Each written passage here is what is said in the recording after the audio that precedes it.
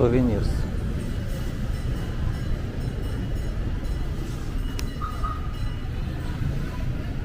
Oh, t-shirt po. 100 pesos. Already with the Philippine logo. So they have free also.